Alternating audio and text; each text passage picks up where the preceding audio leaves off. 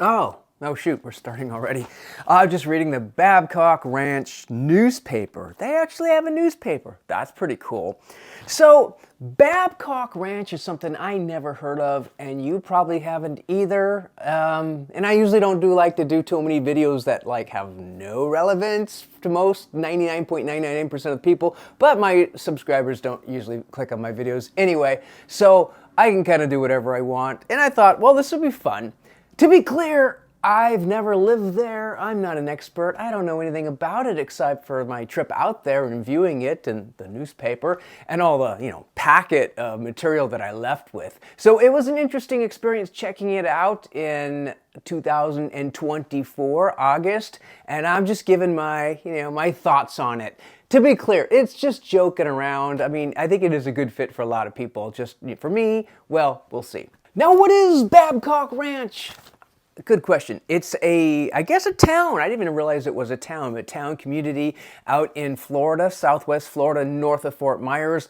And it's got a long history, actually some really interesting stuff. A big, huge amount of land out there that was been preserved, I think, since 1914. Again, I don't need to repeat all the history. You can look that up. But now it's being turned into a community, a huge community, like 24 developments or something like that.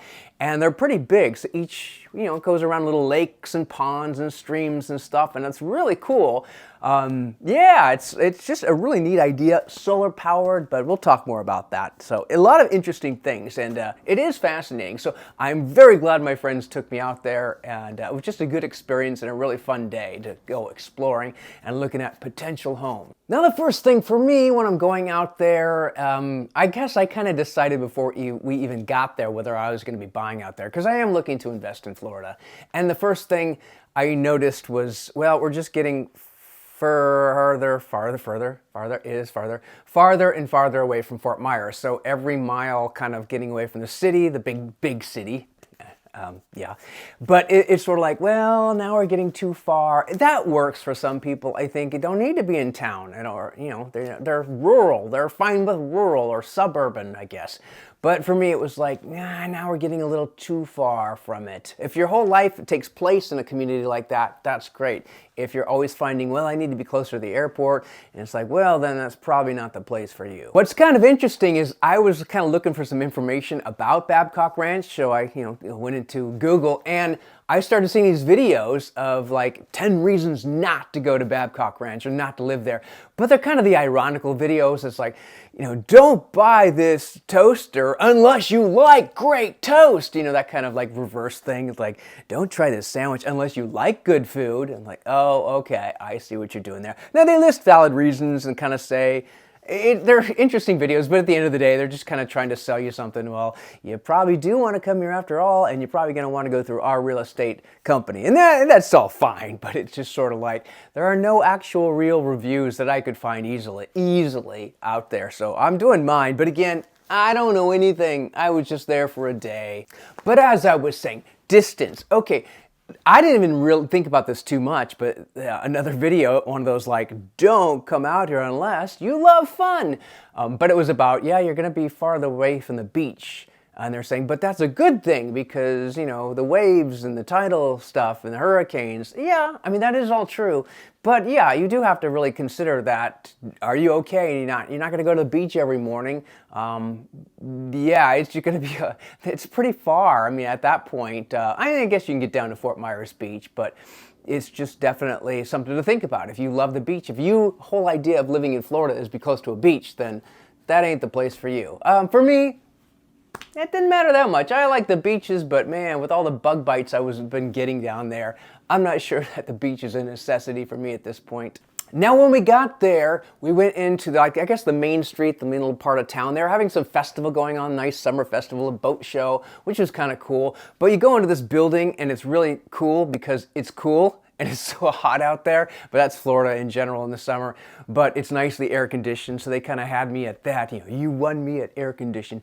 But we went inside, and it's interesting. You got to fill out a lot of information. You give them your email. I wish I used a fake one because I'm already getting emails, and I thought, I should have used a fake email. There was no real reason on earth to use my real email, but live and learn. Hopefully unsubscribe will work. But they kind of take you, have this some rep come over, an ambassador, they called her, or she calls herself, or whatever, it's on her card. I think I have the card, yeah. Is it ambassador? I think it's a ambassador. Okay, sure, you're an ambassador.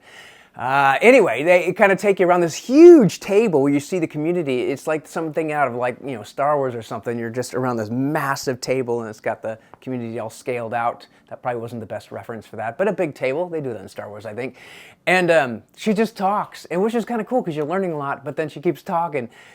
Yeah, and then she was caught talking, and I think like she talked for like 45 minutes without, like I do now. But it was like, oh my gosh, like boy, you have a lot to say, and it was all memorized, so that was kind of cool. It's like you memorized your speech, you ambassador, but it was just really long. Thinking, oh man, I don't want to. Just let me just go look at the homes. It's like it was 45 minutes, I think, of just listening, and at the end they ask you questions like, I forgot them all now.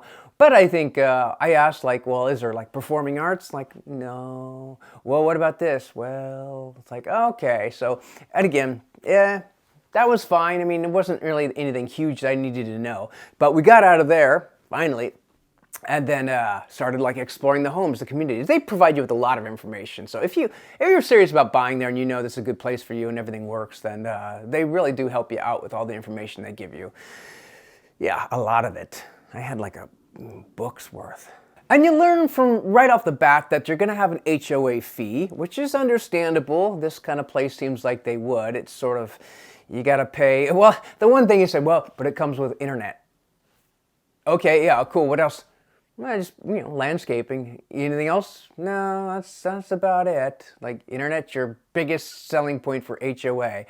Okay, cool. I mean, that's something. I mean, that is something. It's just kind of weird. It's like the one thing we give you with HOA is internet. And it's only about $175, which is not that bad. But HOA just goes up over time. I've seen it just keeps going up. HOA will never go down. So you kind of expect, $175 now, 5 years from now, that could be like triple. I would say that, and people say, oh, come on, that's exaggerating. No, it's actually what's happened to me here. Over 12 years, it's been tripled. So HOAs just tend to go up. That is the HOA of just being in the community in general. And if you go to your individual home district or whatever, you have another HOA there. So you kind of put them together.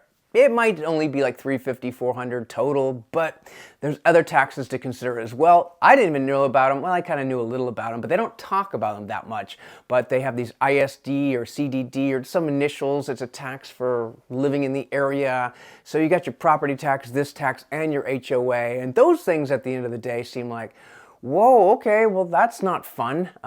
But what can you do? And those may go away after a certain amount of time. I don't know. I didn't get all the details on that, but it was just something that nobody really talked about. And the other limitation of HOA, which isn't just there, it's anywhere, is just, they can kind of control what you can and can't do. It's like you're in a kind of a controlled city, I suppose, and so you're not going to have the same freedom. It's just funny because when we went in there, I kind of was telling some friends, it kind of felt like, those movies where it's a young married couple at the very beginning of the movie, they're going into this fresh community, but it had these rules, whatever, so everyone smiles, big creepy smiles, and at the very end of the movie, it's dark and they're climbing over the walls and there's gunfire and 7 people are dead, and it's just like, it kind of had that vibe to me. It's like, and I don't think it's a cult or anything like that, but it just kind of had that controlling vibe for me. But I'm just joking, of course. It doesn't really, but I kind of got a little bit of a sense of that. But I don't expect that's going to happen. I would hope not. But yeah, so the other things about HOA are, landscaping. I would ask, can I plant a garden? Well, yeah. Can I plant a tree? Maybe. I mean, just get permission. Like, permission to plant a tree? Well, the thing is, they try to keep the landscaping authentic or indigenous, native plants mainly, so you can get exceptions to it, but you have to kind of ask permission. It's like, all right, I guess. And that means at any point they could just say, no. Cherry tree? Nah, we don't do cherries in Florida. No? Okay, what can I plant?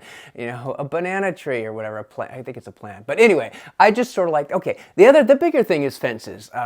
No one can really have, most places you can't have privacy fences. You can have those wrought iron fences where it almost looks more like a jail than anything else. So if you wanted a backyard of privacy, you're not going to get that pretty much anywhere there. And it makes kind of sense because, it's like there's a lot of lake views and, artificial lake, but lake views or pond views. And if everyone's got fences, then it's going to kind of look unsightly to some reason. So it's more of the needs of the many type thing over the needs of the few. But again, it sort of reminds you're losing that individualism that you're going to get in a place like that. You're not going to be able to do some of the things you want. So those things kind of like, all right.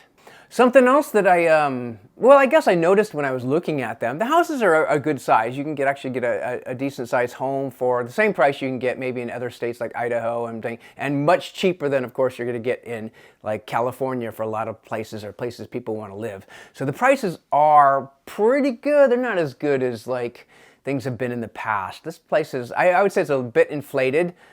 But it's a brand new home and some of them are pretty big. And the thing about being on the water, most of them are on the water, is that you can't do anything with that water. It's like you can't swim in it, you can't fish in it, it's just there. It actually does you no good. It's like maybe it's a nice view. Oh, look, water, cool. But then you're just going to see houses on the other side of the water. So it's like, I don't know. I never really kind of see the benefit of water that you can't use. The main lake, you can use the water, I guess, for kayaking and stuff like that. But a lot of the smaller ponds, you can't use the water. And who knows, there might be alligators in it anyway. But it's sort of like, what good is water? I'd rather have a bigger lot. So the lots are all pretty small. Something else I learned from these other videos that reminded me, like, yeah, you're not going to get a big lot size. These lots are pretty small. So it's like, oh, yeah, I guess that makes sense. But that's not fun. It's like, I kind of want what if I want a big lot? You can't have one.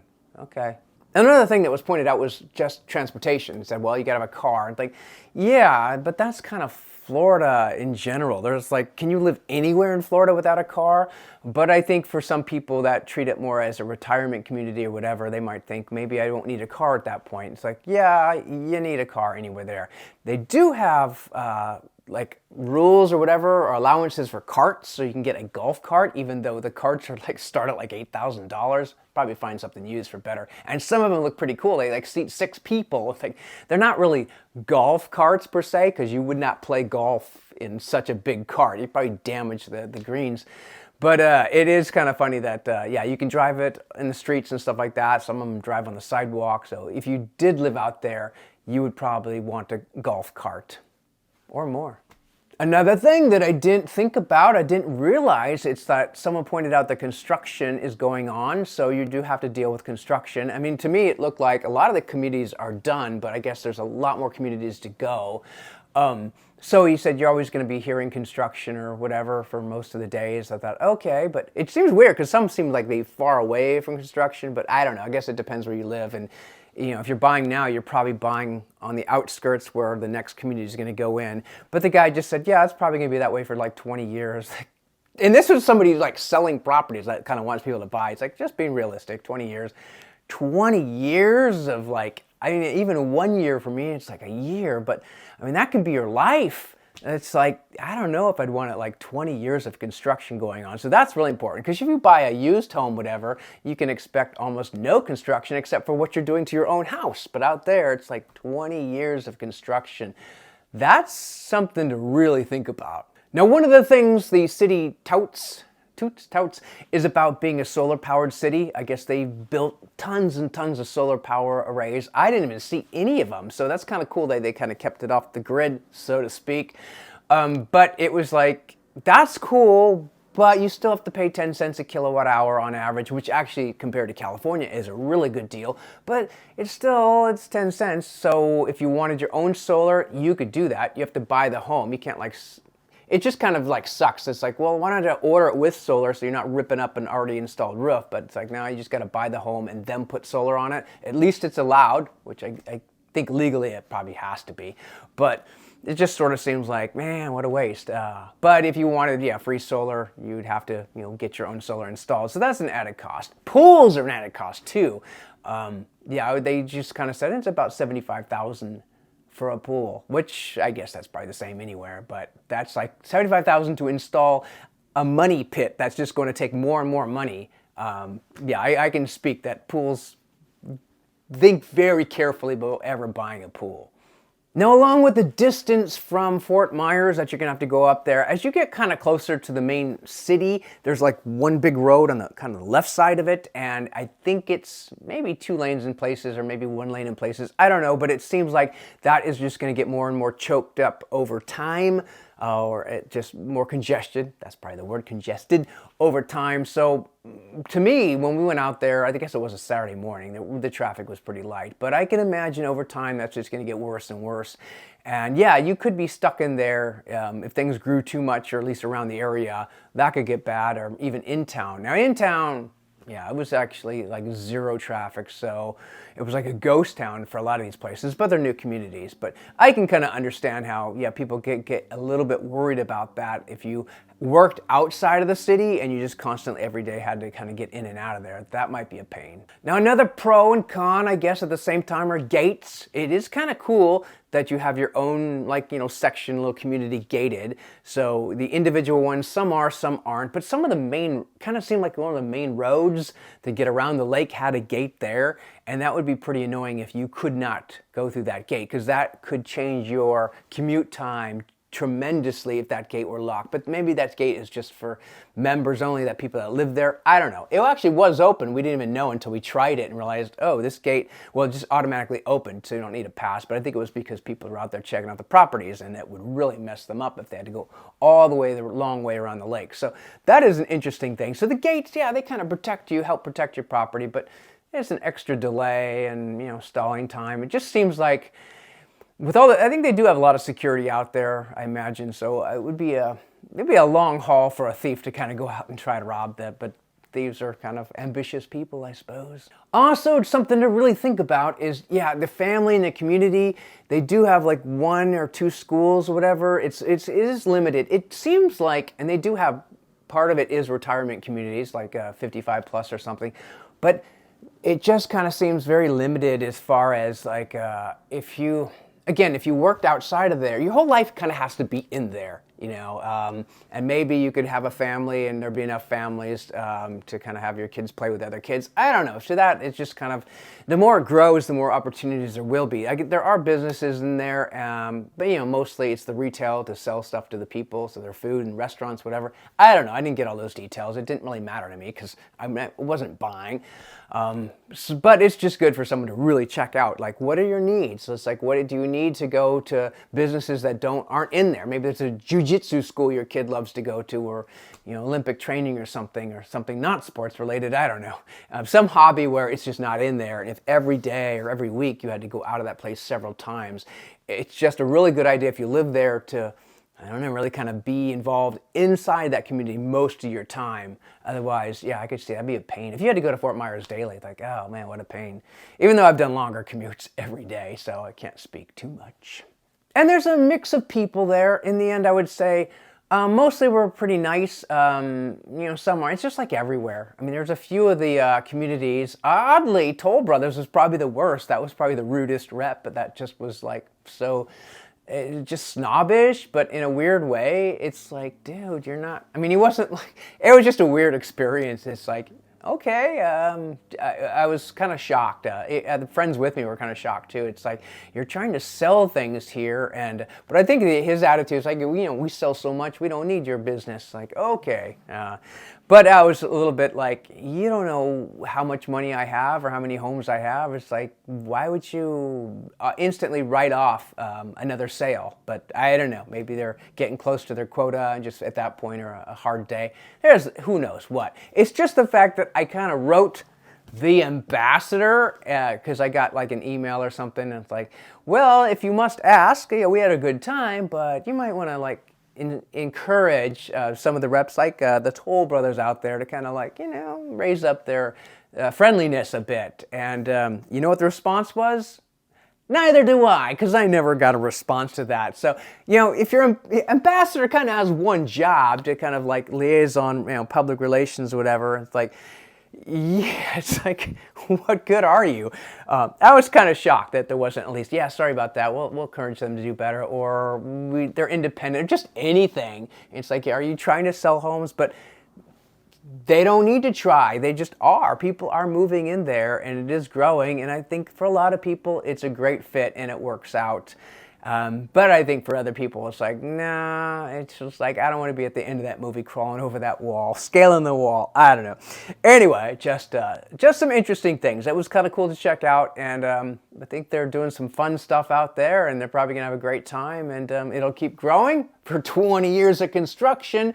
But that's cool too. And hopefully they are well protected from hurricanes in the future. For me, yeah, not a good fit. But I'll keep looking and see what else is out there. So Babcock Ranch, and they got their own newspaper. Cheers.